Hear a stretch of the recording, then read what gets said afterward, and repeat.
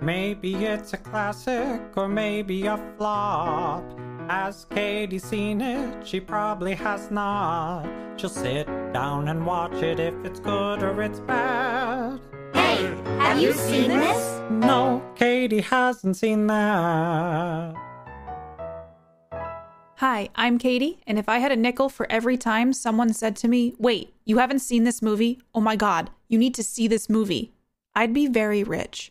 So this is my podcast where I finally watch those movies you all have told me I need to see, and I tell you what I think. All right, we are deep into season 2 of Katie Hasn't Seen That, and now we're diving into movies that I have handpicked for the rest of this season. And we are starting with one. If you've seen the episode title, you already know what movie I'm watching that I was not allowed to watch growing up. This might just be me taking charge and watching a film I wasn't allowed to, but also I don't know if this one's going to have aged well. It's from 1999, and it's a little movie called American Pie.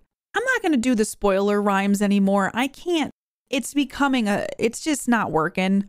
So be warned, there are spoilers in this podcast. I talk about lots of things. See, I'm already getting wordy.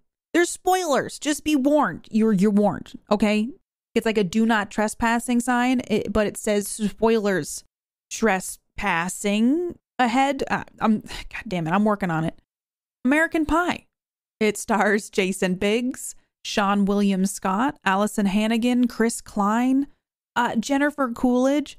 It's so beautiful. I'm working on an impression. I can't do a Jennifer Coolidge impression. Hold on. Oh, it's so beautiful. It's not. It's a work in progress. I'll get there. It just might take a lot of time to get there. Eugene Levy's in this as well, apparently. And, oh yeah, Tara Reid's in this. This was a movie when it came out. Also, I know Blink-182 has a cameo in it, and I love Blink-182, so that gives me enough reason to watch it. I remember I knew Blink-182 was in this, and I was so sad I couldn't watch this film because I just wanted to watch it for that cameo. And guess what? I'm going to watch it for that cameo, but I am nervous. Movies from the late 90s, especially quote-unquote comedies, don't age in a way that makes me feel good about myself. So we'll see what this movie has to offer. I do know what this movie is about. Isn't it about high schoolers who need to lose their virginity before prom or on prom? It's something about sex and boys, and then the ladies they try to have sex with. This movie is viscerally in my brain. I think I've seen some scenes from it. Obviously, I don't want to say iconic, but I guess they are iconic scenes that some people can't unsee. Something with an apple pie, something about a flute. So I have obviously been spoiled a bit on this film, but I don't know as a whole pie. I've only seen the pieces, what this movie is or what the message is or what the point of it is. So I'm very curious to see if American Pie has aged well, if that cameo with Blink-182 was worth it, if I'm going to feel angry or happy, am I going to laugh? I have a lot of conflicting thoughts in my brain of what this watch will be for me. It's labeled as a comedy romance, so this is like kind of a rom-com. Not the kind of movie I would qualify as a rom-com. One of those like raunchy comedies is kind of where it falls in my brain. But apparently, it's listed as a rom-com. Or I guess comedy/romance. I might be taking some creative liberties there. This one's clocking in at 1 hour 35 minutes. Sweet spot for me. We'll see if I'll hit that wall of movie exhaustion because I feel like if you watch a movie, I watched a movie on a friend's podcast. The podcast is called Murder Moose and they watch horror movies. Josh and Rod host it. We watched a movie called Shark of the Corn and I hesitate to even call that a movie. I hit movie wall like 15 minutes in, no joke. So I feel like if it's a good movie, you can watch a movie for 3 hours and not hit movie wall. Like Lord of the Rings. I loved those movies when they came out. I don't remember hitting movie wall for those. I rewatched Fellowship of the Ring so many times. Samwise and Frodo are friendship goals, and I will die on this hill. I don't think anyone's going to fight me about that, but I'm just saying I will die on this hill. That film didn't hit movie wall. I would say maybe in Return of the King, I hit movie wall a little bit. But what I'm saying is a movie can be 3 hours long and you don't hit movie wall. A movie that is 1 hour and 35 minutes, I might hit movie wall. We'll see. I feel like this movie might be just me screaming at my television or just kind of feeling like I need to take a shower after, this is going to be a sexual film. I don't watch a lot of these. So, American Pie. The budget, $11 million. They made this movie with $11 million. Want to guess how much it made worldwide? $235,483,004. That's a lot of money. That's a lot of profit. And now I know why they made so many follow-ups and sequels. I won't lie. This one I've been very curious to see what the ratings are for. So without further ado, let's just check them out. It has a 7.1 out of 10 on Internet Movie Database, 61% on Rotten Tomatoes, 7.3 out of 10 on Blu-ray.com. Nobody wants that. No one asked for that, Blu-ray. You're going to make me bookmark Metacritic. Metacritic has given this 58 points, or rather a 58. And then Google users, good old Google users, gave it 86%. Google users, they kicked it up a percent on this one, 86%. So besides the Google users, across the board, it seems like it's just like slightly above 50%. So I feel like the chances are pretty high that I will either like this or hate it. I feel like, though, sometimes the ratings are pretty high and then I end up just savagely attacking a movie that is beloved to many of you. So, you never quite know where I'm going to fall on the rating spectrum. So I guess without further ado, I'm going to go watch American Pie? Okay, pray for me. I'll be back. American Pie. I watched it. I sure watched this movie. Where do you begin with American Pie? There's not really like a plot. There's a plot to this movie, but it's mostly just things happening for the most part in this movie. You know what? Let's just read the synopsis from Rotten Tomatoes. American Pie is a movie. That doesn't say that. That's something I added. But the description for the movie is a riotous and raunchy exploration of the most eagerly anticipated and most humiliating rite of adulthood, known as losing one's virginity. In this hilarious lesson in life, love, and libido, a group of friends, fed up with their well-deserved reputations as sexual no-hitters, decide to take action. This movie is about 4 dudes who just decide they want to get laid by prom. I knew that was what this movie was about. So I guess we better talk about it. All right. So this movie starts off with the main character. This movie's forgettable. All right. Like, I saw it and I experienced it. And it's one of those movies where you just kind of go, okay. And your brain dumps all of it out of the sides of your head, except for like a few bits. So character names are just gone. Good thing I have the internet and I can look things up, such as Jim, the character played by Jason Biggs. This movie starts off with him watching scrambled porn on a TV. Man, the times have changed. I remember in 1999 when this movie came out, it was so controversial and it was so like, that's how I feel like collectively society went. But I also have to say, like, watching this in the year 2022, in the advent of porn on the internet in the way that it is now, just the fact that he was watching a scrambled TV and couldn't get a good reception, and then his parents walked in, I was so uncomfortable. This movie with the parents, especially Jim's parents, Jim and Eugene Levy, it just, oh my God, I have never been more uncomfortable. There were moments I was screaming, I was covering my face with several of their interactions, but in a good way, because I was like, wow, this really does kind of encompass what it's like to be around a parent and in an uncomfortable situation. So yeah, it starts off strong with that scrambled porn, and then we just dive right in. But you gotta admire the technology differences from back in 1999 to today. This movie was so dated just purely because of the technology. And also, some of the stuff was just flat out wrong, but we'll talk about that later. One of the things I have to mention is I love Eugene Levy. He's so young in this. So is all of them. All of these people are little baboos, little babies. These actors are like, some of them are like 50 now. Nothing wrong with being 50. I'm just saying, like, they were young in this.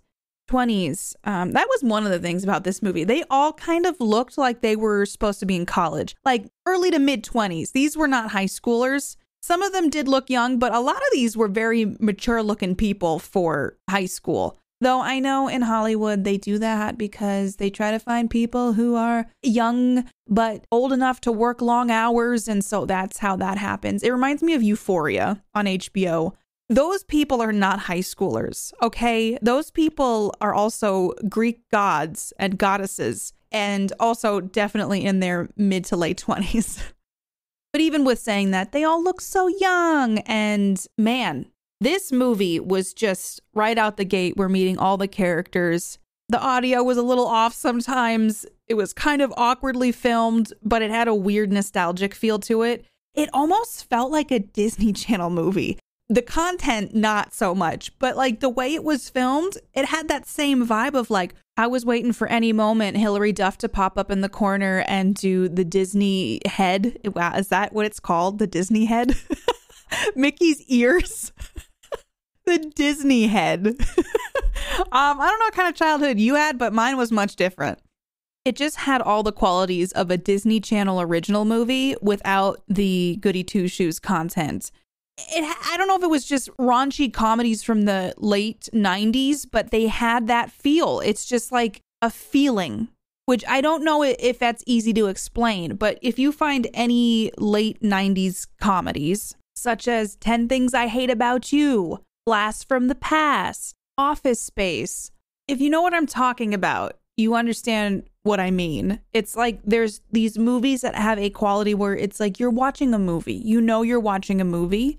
It's not highly produced. It's not incredibly slick or the audio is perfect all the time. It has this like homemade feel, which it's definitely not homemade. Obviously, a lot of effort goes into these things, but it has a feeling like in the basement of your house, there's this couch that is so old and has been used so much that it's soft in all the right places. Maybe a little too soft, but you sit on that couch in a kind of cold basement with a blanket wrapped around you and a bowl of microwave popcorn.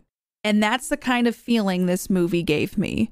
And I don't know if that's just nostalgia talking, but it had that feeling. Please tell me I'm not the only one who knows what I'm talking about. If you think I'm crazy, tell me that. But also, if you understand and can relate to what I'm trying to express, I would love to know. Or if you have a more eloquent way of putting it, please tell me. But it's like those movies that make you feel almost like you're going home. And I do think that's probably something where this movie came out at a very pivotal point in my life. Because I feel like 1999 was a year for me that, I don't know if it was the time I was transitioning to sentience. Because you know what? I'm going to say it. When you're a young kid, you don't remember shit. And then also when you're a young kid, life is just a bunch of colors and sounds and okay, I'm simplifying it. But I feel like there is this moment in our lives where we flip over to being more aware and being more conscious of what's happening in our world. And I feel like 1999 was the year for me. You know, I think 1999 changed my life. And this movie came out then. People were upset about it. It talks about sex. It talks about young people wanting to have sex, but it is very much from the male perspective. This movie had glimmers of female empowerment, but they were very quickly squashed. I'm going to say it. None of these characters were likable. Okay, I wasn't rooting for any of them to lose their virginity. I was just kind of like, why is this such a big deal? It went about things in just an odd way, but I also feel like my perspective has changed. This movie has some real problematic stuff in it, but it was a little bit better than I thought it was going to be. Going into it, meaning like I thought there was going to be just red flag after red flag. I mean, this movie's all about sex. It's about young people losing their virginity for guys who would do anything to get laid, you know? Like the whole point was like, what are we going to do to get laid? We're going to pretend to be someone we're not. And, you know, one of the characters, Oz, I had to look at the thing, finds out something about himself because he joins a jazz choir and originally did it to tap into the hot market of the jazz club to get a lady to bang. But turns out he found someone he actually really identifies with. To start this movie, we have this Oz character thinking he's going to get laid on a party night because he's hanging out with a college girl. And he says this line. Okay, I should let you all know this movie has adult content. We're going to be talking about adult content. Okay? He says this line to her, suck me beautiful. And I cringed so intensely at that. But the girl just shut him down and tried to educate him in a very light and small way. But I was like, good for you, girl. Just not like just shutting that down. But we just start off this movie meeting every character. There's a lot of characters in this. And one of the characters is Stifler, who's played by Sean William Scott. And I love Sean William Scott. In real life and interviews I've seen, he seems like such a nice person. I hated Stifler so much, but I know that was the point. Stifler is the epitome of every man I never wanted to meet ever in my entire life. But this whole part that started off with Oz, saying suck me beautiful in a car is on the same night Stifler's throwing a party. And Stifler's party looked so boring. There was like not a lot going on, but I guess in high school, I didn't party in high school, okay? I was homeschooled. I didn't go to parties. I wasn't allowed to, so I just kind of got my idea of what parties should be from movies. Is this what a party was like in high school? Seemed pretty low key to me. But these men talk so much shit on each other for not having sex. And one of the things that is interesting is I don't feel like that would be a discourse nowadays. In some circles, it probably is. But in general, I feel like things have shifted. And I think in a more positive way, where it doesn't really matter if you've had sex or not. I mean, also, I'm not in high school. Maybe I'm completely out of touch. But I just feel like what I've noticed is that the conversation doesn't seem to be so like your entire identity and worth is based upon if you've had sex with someone or not. And that's what this movie's about. It kind of whittles everybody down to their worth being associated with sex. And I mean, that's just a toxic way of thinking. There's so much more to life than that. But also the pressure. I feel like if I was a young boy or girl who had seen this movie when it came out, my brain would have maybe gone, oh God, should I be doing this stuff? It just seems very narrow-minded. Granted, this movie was not made for kids. It's rated R. It was made for adults to watch. I feel like this started the raunchy comedy era that doesn't seem like it's around as much anymore. It seems like we had our hot tub time machines and I can't think of any other raunchy comedies. I've seen a lot of them. I would say like the Step Bros count. I don't know. There's just like this era of those kind of comedies. And I feel like those have petered off a bit in the last few years. This movie, watching it now, feels like a commentary on that time. And I thought that was really interesting to watch because in 1999 and even the early 2000s, the aughts, it was different. It was different than we are now in 2022. And I feel like with everything that we have in our lives, the technology and our access to so much things just being on the internet, everything has changed so rapidly from 1999 to now. Not only just the technology, which was glaring in this, but our thought process. I hope that that's the case. It feels to me like that's the case. And I'm trying to not just focus on that for the movie and also just talk about the movie. So I'm going to switch gears and we're going to talk about the movie. Like the music. Oh my gosh, the nostalgia. Bare Naked Ladies, Sugar Ray, Primitive Radio Gods. Oh my God. Flagpole Sitta. There was so many songs in this that I was like, I know this one because I grew up with it. So this was also one of those movies Mark brought up when we were watching this was like, oh, you know when they used to push soundtracks with movies? Like, hey, American Pie is coming to theaters, but don't forget to get that soundtrack. And this was one of those movies where I was like, they tried to make a baller soundtrack for this movie, which honestly, I would have bought this soundtrack. There's some good stuff on this one. I might just listen to it one day just for shits and giggles. So yeah, this movie's about having sex. There's this one character named Kevin who's dating Tara Reid's character her name was Vicky. I have forgotten all of the names besides Stifler. Literally, Stifler is the only character I remember the name of, but I think Stifler's kind of an iconic character in this. Speaking of Stifler and Kevin, there's a moment where Kevin's getting a blowjob and he decides to finish in a beer cup. So there's sperm in this beer cup. And Stifler brings up a lady to this room, kicks them out. And then, oh my God, there's this whole scene where this girl's like, oh, I forgot my beer downstairs. And he's like, don't worry about it. I got a beer right here. And I'm like, also, no, do not drink unattended glasses of beverages from anybody at any party. Like, as a female, like, that's just something I know. You never accept a drink from someone you don't know. I would always have my hand over my glass. Like in college when I would go to parties or, being older, like it's a habit I have. I just put my hand over cups. And if I have to leave my drink with someone or put it down somewhere and I kind of lose my account on what's happened to that drink's gone to me. I will not touch it again. I've personally known a lot of friends who have been roofied. I mean, it's so common, and it's just something where that's a whole nother tangent. But Stifler should not have been offering open beverages to this lady. Point of the story is there's sperm in it, and Stifler drinks it. And I wrote in my notes, so gross, but he deserved to drink that beer because Stifler is the worst character. The epitome of a guy that nobody wants, no girl, no guy, nobody wants to meet and have in their life, honestly. Like, is he a good friend? He ragged on everybody. He hit on women. He also spanked Nadia, which I was like, there's the consent. Holy shit, at the party, he just spanked her and he's like, I'm coming back for you later. And I'm like, oh, dude, that is just not cool. It's not okay. And that was stuff I noticed in this movie. And that's the thing with raunchy comedies, too. Sometimes people are just objectified and those characters are okay with it. If it were me, I would have made a scene, okay? There would have been a scene at Stifler's party. But that's if I wrote the movie.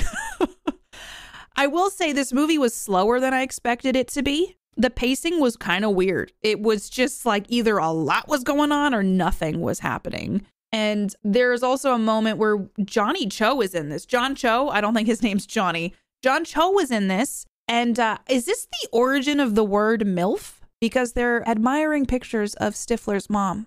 Well, I looked it up and apparently American Pie was not the origin of MILF. It seems like it traces back into the 90s, but that American Pie made it more popular. They do shout MILF quite a bit, and I can imagine in the right hands, someone seeing this movie and then learning that MILF is a fun thing to say.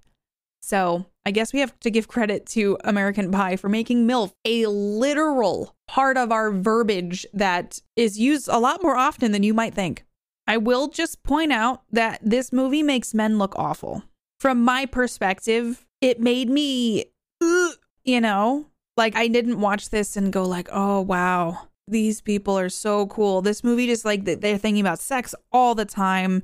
It's their only point. I kept waiting for this movie to have some sort of like growth moment. And there are small growth moments at the end of this movie, but it's just kind of like not the point of this movie. I'll just say like this movie just doesn't make men look great. The whole idea that sex equals manhood is so narrow-minded in my opinion. I think in general, our society is just so hyper focused on sex and honestly makes sex such a bigger deal than it should be. I know I grew up in a time frame where it's like taboo to even have the talk. I'm assuming it's still like that. I feel like it's probably difficult for a lot of people to discuss and even formulate words on how to speak on, which I know I do sometimes because I remember in college, I used to watch, what was her name? She had like a late night show and she would do sex education. Oh my gosh, it took me a long time to find this because there's a show called Sex Education now. And I was like, what is this show? It was Dr. Ruth. Dr. Ruth had a show and she just kind of sat at a desk and talked about sex stuff and sex toys. And she was this unassuming older lady and she would answer questions. And I remember watching that in college and I was like, I've learned more from this than anything in my entire life. And it demystified so much. The way that she spoke about things in such like it's not a big deal. And you're not weird for not having sex or having sex and like all those things that no one talks about. So yeah, I feel like Dr. Ruth is doing the Lord's work, honestly. It just feels like this movie specifically has a narrow-minded approach, but I also think it reflects the time. You couldn't make this movie now. You just couldn't. I don't think you could make it. I'm going to tell you why you couldn't make this movie nowadays. I was so disappointed that Nadia asked for help. Nadia is the foreign exchange student played by Shannon Elizabeth. I remember at the time she was like the hottest thing. I used to be so jealous of her because I'm like, she's so pretty. She's just a beautiful person. But she needs help and asks Jim for help and wants to have tutoring at his house. And she needs to change because she gets done with ballet practice. So he goes, that's fine. And then all of Jim's friends say, you need to broadcast this over the internet while she changes. The amount of exclamation points and question marks in my notes, if only I could show you. In this movie alone, this did not age well the most. And at the time, was this okay? Like, clearly it was not thought of in the same way as it is now, I don't think. Because he gets the camera set up. It's so 480p, super dated. Oh my gosh, like it just, no audio. It was clearly like he was going to broadcast this to just his close friends, but he accidentally broadcasted to his whole list. The thing that was also is it's just not practical is that she's changing. She's looking around his room and finds porno mags and then goes, yeah, I'm going to masturbate. Like, I don't know. Everybody to each their own. I was just like, if they're about to tutor, I mean, does she really have time to do that? He's also, by the way, ran across the town to get to his friend's house to watch this. And then it kind of turns into a thing where they're like, go back because she's ready to go. And so he runs back. And then they almost kind of have sex, but because he's a virgin, he can't hold it and, really botches it. And then in the next shot, it's like, oh yeah, she was so embarrassed or mortified, she went home. But I think it was because of him, not because she knew that she was broadcast over the internet. It's almost like I don't know what to say about it. It just, it was uncomfortable and it went on for so long. And I was disappointed that was where the Blink-182 song is. Because you all know, if you listen to the intro, I was like, Blink-182's got a cameo in this. Also, why was there a monkey? Why was there a monkey in this? That was also very, very much a 1990s movie thing. We don't need small monkeys, okay? It was not needed. But apparently at this band practice, because they wanted to watch this girl changing as well. I don't even know. I love the song that was playing by Blink-182. I believe it was Mutt that was playing, which is one of my favorite Blink-182 songs. This is the thing, like, I'm willing to give this movie a little bit of like grace because it's like, oh, it's a raunchy comedy. It's fiction. This guy also an apple pie. So like, let's just take it with a grain of salt. But like, as a woman watching this film, there was just stuff that I was like, ooh. And that sound needed to be that long because it's very accurate to how I felt. I just want to know what the writers were thinking. Like, I wish I could have been in that writer's room. I wanted to know if it was just horny dudes or like who was like, yeah, let's get a naked lady and just broadcast it on the internet. Morally, they had to know that wasn't okay. You can't film someone without their consent. I feel like in 1999, that was also common knowledge. So I wasn't a fan of that. And then it just kind of felt like a throwaway thing. At least they brought Nadia back in the end when she's talking to Jim. And I was like, okay, maybe they will have like a relationship or something. It was just, oh, but I know there's sequels to this, right? I think he ends up marrying that Michelle.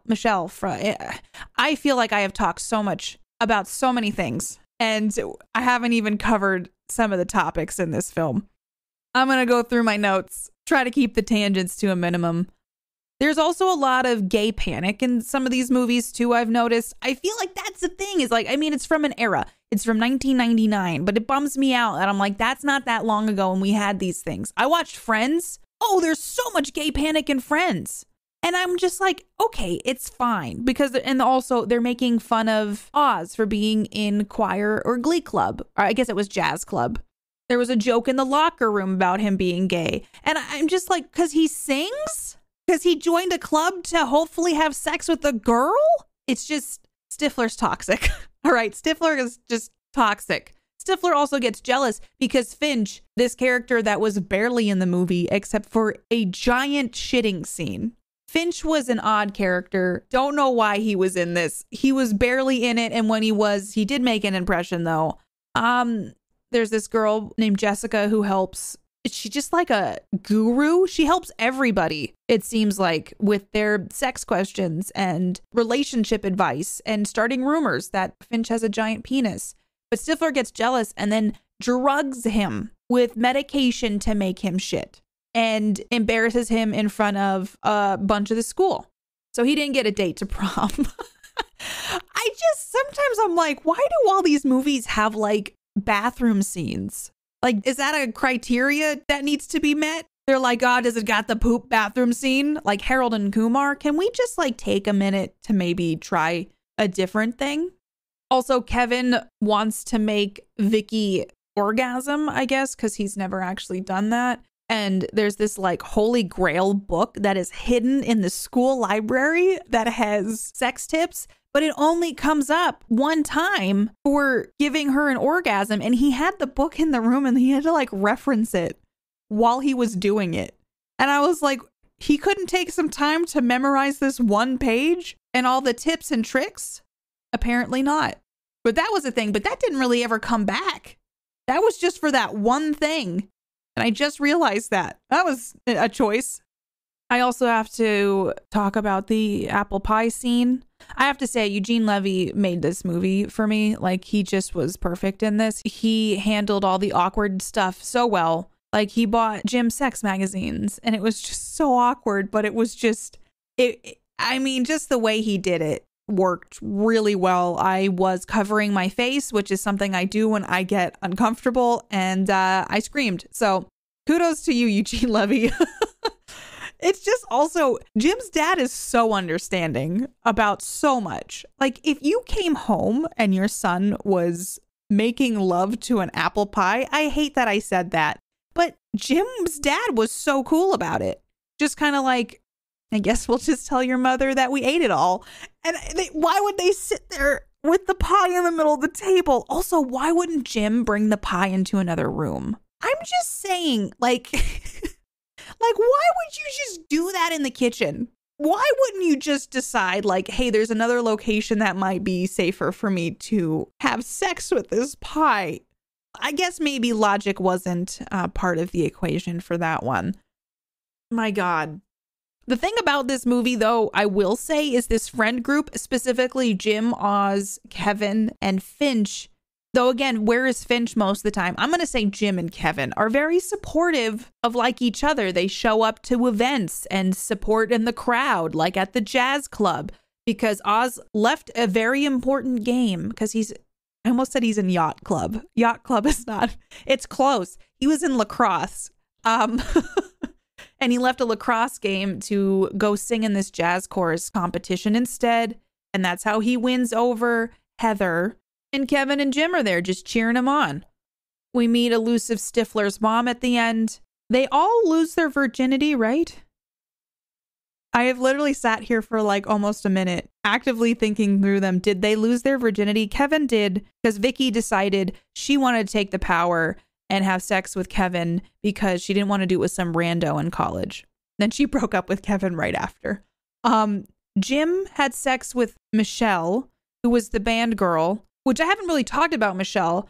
I know that she has her whole line of like, I stuck a flute up my pussy in band camp. I won't say Michelle was underwhelming. I was not as impressed with Michelle as I thought I was going to be. I don't really have much to say about Michelle. She was just kind of there.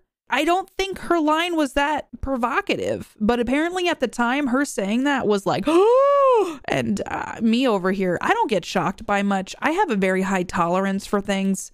Like in movies like this, I don't like injustices and things that are inappropriate in the sense of filming someone changing and broadcasting it over the internet. But like with horror movies and lines like I stuck a flute up my pussy, okay, you do whatever you want, you know? In 1999, though, that was a big deal. I'm just always unbothered. And sometimes I'm like, is there something wrong with me? Should I be like more upset about things or more like, oh, and I'm always like, all right, you just keep it on. Yeah, I hope that you cleaned that when you were done. But sounds like band camp was a wild time. So yeah, Jim had sex with Michelle. Oz, I think, had sex with Heather. It was implied. Kevin had sex with Vicky, and then Finch had sex with Stifler's mom. So we meet Jennifer Coolidge's character. I love Jennifer Coolidge. I got to work on my impression still. So beautiful. Didn't work, but I'll keep on working on that. Though she didn't do her signature voice really in this. She just had normal Jennifer Coolidge voice. She didn't do her whole, wow, you know? She has like a signature thing, and she just kind of talked like a normal person in this. But Jennifer Coolidge brought it, and she had sex with Finch. So they all kind of got what they wanted on prom. At the end, I did appreciate that they had a moment where they're like, oh, we had sex. It was fine, and we can all move on with our lives now. And there was a moment where Jim was just like pissed off and is like, I don't want to talk about sex anymore. So there were moments in this film where I'm like, oh my gosh, they're having breakthroughs, but they're so short-lived and they're passed over and glossed over so quickly that it didn't really matter, you know? I can appreciate some of the nuances, but I also can't forgive a lot of it because there was a lot of other stuff that was just like, was it intentional or was it just like a lucky line that they threw in there?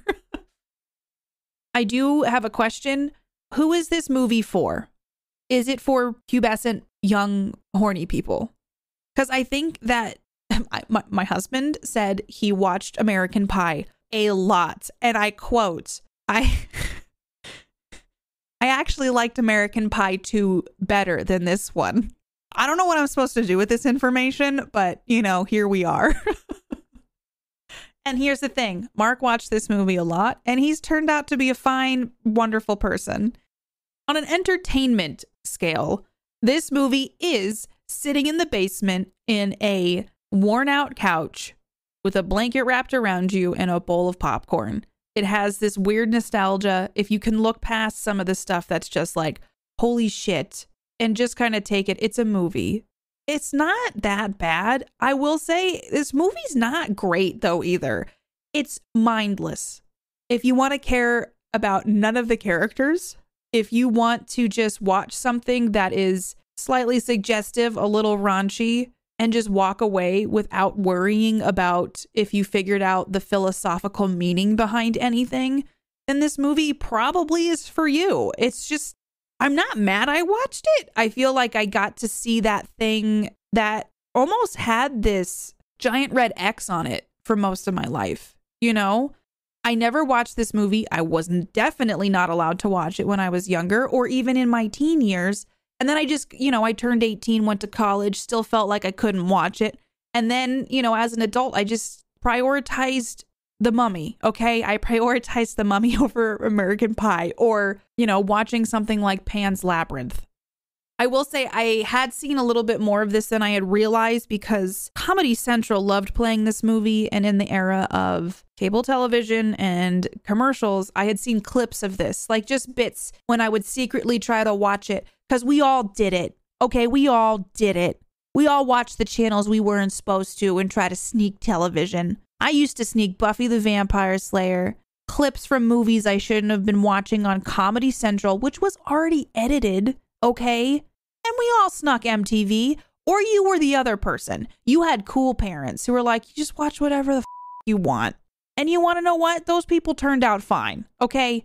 The people who didn't get to watch those things and had to sneak it, I think we have more of a complex. I'm one of them. I will fully admit that. I don't know who this movie's for. I don't think it was made for me. I didn't hate that I watched it. I feel like I did see that. I don't want to say this. I'm going to say it. I don't want to say it. I gotta take a slice out of that American Pie that everybody always talked about. I hate myself. So what am I going to rate this movie? I honestly don't have a rating yet. I have a blank out of 10 with my themed rating. What am I going to give this movie? Overall, it's a raunchy comedy. It's not something that really made me laugh besides Eugene Levy making me scream uncomfortably. I think I'm going to give this movie 6 out of 10. I don't think I'm going to have apple pie for a whiles. That's a pretty good one. I have talked in this unedited bit for 40 minutes about this movie. So I think I need to give you some trivia and get this train moving. What did you think about American Pie? Did you see it when it came out? Do you disagree or agree with anything I've shared? Let me know. Just tweet at me, comment on the video if it's on YouTube. Just tell me. Come to my stream and tell me about this. I want to know what you thought about American Pie. Do you think it deserves its place among film legacy? This film is literally embedded in the world now. Like, American Pie did something. I don't know what exactly it is that it did, but it did something to have staying power. Do you agree with that? Do you think this movie should have done that? Now I'm kind of curious about this sex education show. I've heard good things about it. Maybe I should watch that. All right, some trivia for you. Apparently, this was written by screenwriter Adam Hers, and it was titled originally Untitled Teenage Sex Comedy that can be made for under $10 million, which studio readers will likely hate, but I think you will love. And apparently the name went through many iterations, from East Great Falls High to Great Falls and then to finally American Pie. This is not unsurprising. It took 4 tries for this film to get an R rating instead of an NC-17. It really wasn't like that bad though. It had like boobs in it. Sometimes I feel like the MPAA, they get a little bit on their high horse about stuff. This is wild to me. Sean William Scott was paid $8,000 for his role as Steve Stifler, which was his first role in a feature-length film. The famous line that Michelle says when Jim and her are having sex of "say my name, bitch," was ad-libbed by Allison Hannigan and then was kept in the film. There are so many fun trivia facts about this movie. I could literally go on forever. Sometimes I'm struggling to find something interesting for this. I literally could read tons of these to you all. This is a Easter egg for some of you. If you know me, you know how much I love Costco. Well, apparently, the apple pie in this film was from Costco. Oh my God. But if you're a fan of movie trivia, I highly recommend looking up trivia about this movie. It's super interesting. When I was a kid, I used to sit down and look up filming locations and trivia and goofs and bloopers, continuity errors, all that stuff. I used to love to do that when I was younger. And sometimes for movies, I'm like struggling to find good trivia. This one has a bunch of interesting trivia. So I might actually sit down and scroll through this later. You know what? This movie's not that bad. Okay, I didn't hate it. It was fine. It's a background movie. And sometimes it's nice to watch background movies. Hey, it's Future Katie. And you just listened to an episode that is so drastically different from the last episode. This was the American Pie episode. And the previous episode was on The Prestige. 2 very different movies tonally. And I'm going to read you some comments that some of you shared with me about The Prestige. There were some really interesting comments, so I'm just going to dive right in. First up, let's get a comment from the YouTubes. Thank you to Invisible Jazz for sharing. Maybe I do better at suspending my disbelief, getting immersed, not looking for predictions, etc. But I found this movie much more immersive and unpredictable than you, it seems. I kind of wish you could enjoy it the same way, but we're all different and movies are subjective. I also really like the Tesla coils, so this movie had a bonus for that. Plus, your good friend Michael Caine always makes a film better. 100%, I do feel like Michael Caine was the best part of The Prestige. Also, I noticed this. Michael Caine is in the Batman movies. He plays Alfred. So I think Christopher Nolan is a repeat recaster, and that actually made me realize that. So thank you so much for your comment, Jazz. I'm glad you enjoyed The Prestige, and I loved hearing what you liked about it. Another comment from YouTube I have to give a shout out to is from Virulent, who said, your catchphrase could be, if you haven't seen this, you're now the problem, which works as a spoiler phrase. Maybe if there's a season 3, I can bring that out because I kind of love that because I am no longer the person who hasn't seen it. This podcast just turned into a philosophical journey. Katie hasn't seen that is about me now seeing the movies. And so then I have seen them. Ergo, if you haven't seen the movie, then you are in fact the problem. I actually love that. Thank you, Virulent, for sharing that with me. Hopping into Discord, we do have a Katie Hasn't Seen That channel in my Discord. If you'd like to join it and join in the conversation, we had a comment from Quintessa who shared this about The Prestige. The fact Jackman's character took it to lengths he did in order to beat Bale's character because they kept, 1, upping each other, or the amounts of rivalry and hate escalated. So much could have been saved for both if they could have found a way to work together or make room enough for each other. There's a teensy spoiler for the movie Hamilton, which I don't know if that is a spoiler for the musical Hamilton, but I'm going to skip that part. But Quintessa goes on to say, I think the bird trick is also foreshadowing for the end somewhat. The twists and turns were a bit much and definitely confused people, but I think that to me is what kept me hooked the whole way through the pacing and cringe involving the relationships with Borden and Fallon with their situation. I was interested in the tricks and the motives behind things, waiting for the literal prestige of the movie's culmination. I loved this. I loved hearing all your thoughts about it, Quintessa. Thank you for sharing. And I'm so glad that you've been listening to season 2 of Katie Hasn't Seen That. There were so many comments on this one, and I just want to share as many as I can. So I'm going to share a couple from Twitter now. The first coming from Menagerie, who said, completely new to this and thought it was great, meaning the podcast. Thank you so much. I'm so glad you listened and that you liked it. They went on to say, I remember liking this movie, but now my memory keeps intertwining it with The Illusionist, which also came out in 2006. I may rewatch, but I also did experience plot fatigues, so I get that 100%. Also, I LOL'd at Dead Floaties. Also, thank you for reminding me of that Cheez-Its video. It lives rent-free in my head, and I'm so glad I could remind you of it. But also, thank you so much for listening to the podcast for the first time and sharing your thoughts. It means a lot. I loved that you loved that I said Dead Floaties, because sometimes I don't plan a lot for the podcast. Like, I literally just talk. I make notes on the movies, and I have like certain things I need to hit. Like, I got to talk about how much the movie cost or what the ratings are. But for the most part, the conversation just flows out of me and I don't realize what I say sometimes. But Dead Floaties was a good way to put what happened in The Prestige. And last but not least, I have another comment from Twitter from Chai, who shared, my thoughts after finally listening. Maybe you're a reincarnated magician from the 19th century, so all the twists and turns were just yawn to you because you already lived it. Who knows? Maybe that is the truth for me. Jai also said, anytime we start a movie, it can be a good one or a bad one. I will be your trapdoor water coffin clone anytime if that means you get to see good movies.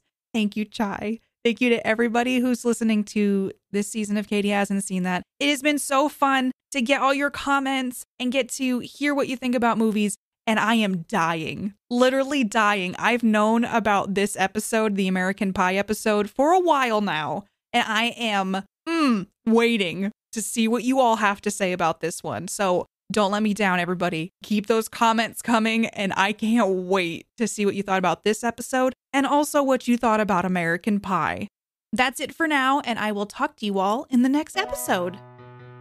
If you want to hang out with me more, or if you just want to yell at me for my thoughts on a specific movie, I stream over on Twitch at www.twitch.tv/KatiePetersPlays. If you'd like to support the podcast and buy me a coffee to fuel my reviews, you can over on Ko-fi at www.ko-fi.com/KatiePetersPlays. You can join my Discord to discuss the movies I review with other Katie Hasn't Seen That fans by visiting discordapp.com/invite/KatiePetersPlays. If you enjoy Katie Hasn't Seen That, please leave a 5-star rating and review wherever you listen to your podcasts. It helps others find the show. Also, feel free to follow and chat with me on Twitter at PlayKatiePlay and on Instagram and YouTube at KatiePetersPlays. Music written and performed by Mark Can Do It. Katie Hasn't Seen That is a part of the Geek Generation Network.